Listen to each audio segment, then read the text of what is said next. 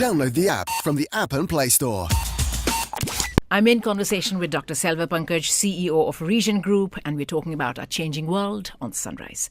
Now, this chapter is titled, How Much Are You Worth? Yep. Now, Selva, there's something here which says that we need to remember each one of us. We're an amazing, infinitely valuable creature. We're unique, that we're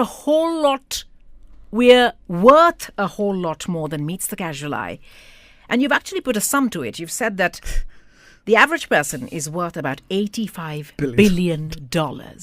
It's a research. I think it's a number, but I think it's wrong to sort of just talk about the number. But what it really means is we are worth a lot. Then what we think ourselves, is that what you're saying? That's right. So the value of us, what's sort of inherent in, and this going back to the inside-out education, we are worth so much. And I think in this world, within the life that we are living, we can achieve so much if we believe we are worth that much. And that's the message, is rather than the number. So we can achieve whatever we want. And in order to do that, we need to go back to the law of nature, and also sort of going back to the whole thing, we must understand everything is energy. And it's proven by science, it's proven by theology. So we just need to understand everything is energy, and it's different frequencies we are in. So once you have all those understanding, you unlock your value. You also say how every person is a business for themselves, right? Absolutely. And you say that you're responsible for your own growth, for your own development. And you're looking at, even when you're looking at yourself individually, you're looking at pretty much a business model which would involve, a department that looks after finance and production and sales and research, exactly as you would run a business. Yeah. That is the way we ought to run our lives too. Absolutely. How does that work practically? I think we're just sort of relating to, because our sort of focus is about helping people and making them understand in different ways. And one of the ways to understand is, most people are working and they are generating wealth, revenue for themselves, and we thought, okay, why don't we explain in that way to make it easier and relate to them? So the whole thing about finance, without finance, nothing happens. So we in fact we have a lesson later on talks about finance, and the next one is production. If you don't produce anything, you can't really survive, and you got to produce something in life, either as service or as a product that we do in our day-to-day life. And if you don't sell those products or services, you're not going to get the finance. And the most important thing then is the research, because you constantly need to improve yourself, and that comes with your study, and programs like this is the research. And I think a lot of people sometimes just do the finance and the production and the sales, and then they produce the same thing throughout their life, even though the world is changing, and the world itself, the universe, is constantly expanding. And if you even go back to the basics of how the world, it's started a small thing and expanding. So every day is expanding. Are we expanding? In order to expand, you got to study. That's the only way to grow. And even though we thought, and I personally thought, when I've come out of university or finish your accountancy exam, I just, that's it. In fact, we are actually getting started there. So the research is all about, I just say, it's research, but it's about studying about your sector, studying about yourself, studying about what you are doing, how can you do better.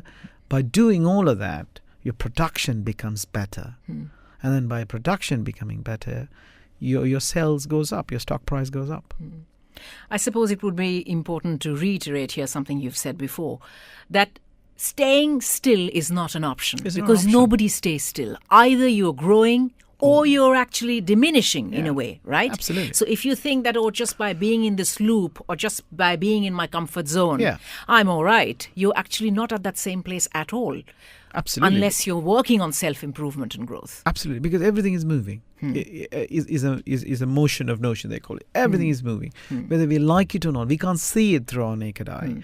But the law of nature is everything is moving. And it's the time. The best way to look at it, can we stop the time? So if you can't relate to it, and if you can't see it and say the time is moving, we are here for a short period of time, the time is moving. If you don't move with the time, we're just going to be behind. And as you absolutely correctly said, either you're growing or you're disintegrating. They call it, some people will call for diminishing. To be put it bluntly, you're dying. And, it's very much so. Either we are growing or we are dying. And the choice is ours. And all you got to do is you just need to go. And in order to grow, you got to study. And that there's no other way. And I think sometimes, even as adults, we just think, my daughter is doing GCSE this year. And if I don't study, I'm falling behind. So we must emphasize the need. And programs like this, that's what we are doing. It's lifelong learning. And you really need to engage in some sort of reading, studying. And if you don't have a good library, if you don't read something, you're not going to get anywhere. This is where you also talk about perception, which I found fascinating. Who we really are, who people think we are. Yeah. And you talk about this little exercise that we can do, which is to get 3 good friends to write about us very honestly and very objectively what they think our strengths and our weaknesses are, right? How does that help us do you reckon that would allow us to gauge how people perceive us? Yeah, but it's we don't need to. I think the exercise is to put it into context, and I think what we are really saying is how the people perceiving about it. That doesn't mean that we need to conform again or do things what they need to be. I think it is a way of understanding it. But the problem is, I think we're talking about on one of the lines, and then it says, "I am who I think somebody else think I am." And that's what it's about. So I think who I am is not what I think, not what they think, but how I've defined but it, I think what they think I Yeah. am. That's an interesting thing. I think it came on a Reader's Digest, I think, and we put it into the program. So it says, it's not what I think I am, it's not what you think I am, what I think, who you think I am. So it's sort of what they think I am, and I think, that's how I need to be. So it's again in a false world we are living. So it's all get a bit complicated. The best way to do that is leave everything, go to your inside-out education, be who you are, respect the law of nature. You are at ease. You really don't need to worry about what other people are thinking about you. But you got to stick to the rules. You got to stick to the law, and then you're fine. Nonetheless, you are saying that we would benefit from knowing what, as you're saying, if our true friends kind of... Yes. Because of self-reflective again. So this is again, you're constantly re-evaluating yourself. That doesn't mean you conform. So you're looking at things, you're gauging things from externally. So it's the senses are there for a purpose. We're crossing the road, you just need to know a car is coming. So that's what the senses are there. But you don't sort of drive your entire life by the senses. And that's the key. So it's a fine balance, what we are talking about. And when you go deep and understanding the text in that, it'll say, yes, it's important, but ultimately it's inside out. Now, Selva, for a moment, going back to what we said earlier about how every person is a business for themselves. You also say that being true, as a business, we need to think about present profit and about future growth. That's right. So does that mean think about our actions today? That's right. And think about how it's going to impact our future. Is that what it is? Absolutely. I think, that goes back to the initial lesson about setting goals.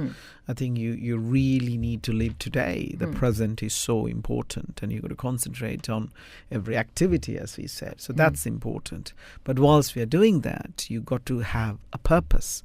You've got to have a goal. And that's what we are relating to in another way in here. So what do you really want to do? What is your real purpose? And I think you've got to continuously seek for that. And once you're seeking for that, then you get excited. You get up every day seeking for that. If you really don't have a goal, you just sort of, just getting up there, going with the flow, and then you're not getting anywhere. That's going back to the tiptoe. And someone said, I was reading another book the other day, they said, sometimes we kill ourselves to death every day. Because we are not doing anything that we really like. And if you really ask someone, why are you here? What's your real purpose? I don't know. Someone say, I'm surviving. And what's the point of surviving? Have a goal. Just get out and do it. Going back to, again, a couple of episodes ago in the earlier session when we'd spoken about how you can count I mean, it is a very, very small percentage of people who actually know what their goal is. Remember, we talked about how, other than the generic being happy, being successful, a specific goal, a specific target, and then a specific plan of working towards that goal, right? Again, it boils down to, something like that, something along those lines, right? What do you mean when you say your future is unlimited? Because that's coming back to your ability. So you can do anything you want in the future. So when you say future is unlimited, is what you can achieve in results is unlimited, what we really mean. But going back to what we are talking about is the programs of this nature. And this particular program we are doing and the book that we are launching is all about to help the human population to unleash this, because I think that's what we are not doing. We just stopped our education from the degrees, or we just learn our technical piece of our education. If you're a lawyer or accountant or a surgeon, you just learn your own thing, but you're not really learning the laws of nature, how everything works. And that's so important. That's why our Changing World in Sunrise and all the other initiatives we are taking on books and our programs and our conferences is all about sharing this information. Again, in this chapter, of course, which is titled How Much Are You Worth?, you have gone back to highlighting and underlining how important it is for us to start thinking like, acting like, behaving like that person we eventually want to become, right? And is that to kind of remind ourselves constantly where we are headed and to see us there already, to help us on this path? Absolutely. And if you really look at some of the leaders, and I love to read about the memoirs of leaders or companies, and if you really understand and look at it, most of them, before achieving what they have achieved, mentally, they've already they been were already there. I mean, Churchill, if you read Churchill's books, as many times he said, I won the war before I even started the war. So I think people are already there, and they say they fuse from there. So they just have the ability, the imagination is one of the key tools the human beings have got, which animals don't have. And then the imagination allows them to get to that spot.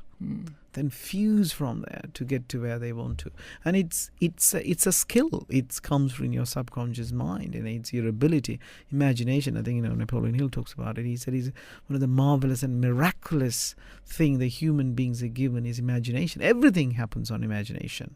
These mics are imagination. This recording is imagination. So YouTube is imagination. So it's all about imagination. But these creators are able to, and what we are really teaching here is, or sharing here is, everyone can be creative. And then people say that, isn't it? Artists are creative, musicians are creative. We all are creative in our own way. What is creation? Again, we follow the masses. So we all are creative. And then what do you want to create? You want to create something what you like. And you also talk about how if you do twice as much, you will receive twice as much as well, right? Yeah, this goes back to cause and effect. So it's you do twice, thrice. What you put is what you get. There is no exaggeration. The nature don't have any favors, or it doesn't know. You can't keep a log of everything. It's like the gravity, as I said. How does gravity works? Nobody can explain that. It works, and it pulls you down. And if you go and do something against the gravity, you will fall, or you'll do something if you're going the wrong speed. So what you put is what you get. And to sum it up, would you say that to get to that level of where you imagine yourself to be, would you say that if we increased our effectiveness, then automatically we would raise our productivity rather? I think it's a learning process. I mean, that's what Letha Fielder and this particular program we are doing, Sunrise, and the books, as I said, it is a learning process, and it's so internal. And I think our education system so far is, we may know everything about this, what we are talking about it on these topics, people might understand, they can repeat themselves, but that doesn't mean they're going to go and do it. It's about learning that language, and then that happens subconsciously, and at that time only action starts. Then the action creates the reaction, and the reaction gives the results, new results, and it changes the circumstances. So it's a process, and I think that's what our job is, to keep emphasizing this to the people, and therefore the the 1%, 5%, or whatever the percent we say, will become 10% by the time perhaps we pack our bags. The app available from the App and Play Store.